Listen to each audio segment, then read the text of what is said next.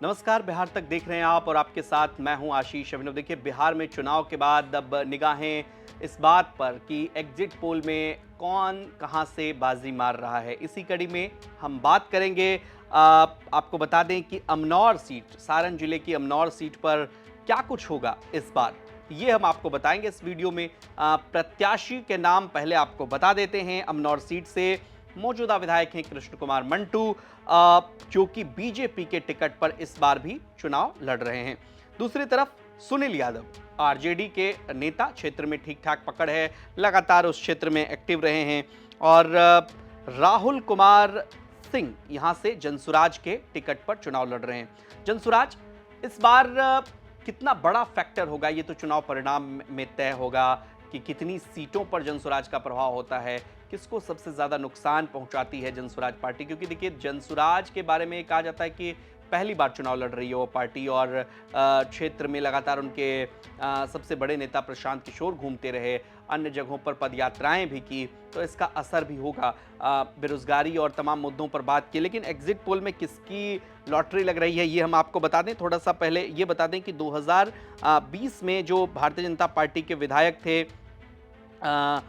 कृष्ण कुमार मंटू, मंत्री पद पर रहते हुए सारण सांसद के बेहद करीबी रहे और पटेल कुर्मी जाति में प्रभावी हैं। सबसे बड़ी बात यह है कि नीतीश कुमार की जो जाति है, वो उस जाति पर भी इनका ठीक ठाक असर है। तो यानी कि यहाँ पर ये जेडीयू के वोट को बीजेपी में ट्रांसफर कराने के लिए पूरी तरह से सक्षम है। कुछ जगहों पर ऐसी खबरें हैं कि कुछ मात्रा में, कुछ जगहों पर नहीं हो सका, लेकिन यहाँ पर ये फैक्टर नहीं है। और आरजेडी से हैं सुनील कुमार और जनसुराज से हैं राहुल कुमार। लेकिन अब अगर आप देखिए तो 2020 का चुनाव था, यहाँ पर इनके लिए इतना आसान नहीं था। तब ये मात्र 3681 वोटों से चुनाव जीते थे। इस बार चुनाव में एज किसको है, ये हम आपको बताएंगे। चूंकि तीनों कैंडिडेट के बारे में अमनौर सीट पर कहा जा रहा है कि टफ फाइट है, खास करके कृष्ण कुमार मंटू और सुनील यादव के बीच में। अगर आप देखें तो सुनील कुमार को ही हराया था और वोट शेयर जो है मुश्किल से, अगर आप कहिए तो 2% का अंतर रहा था 2020 में।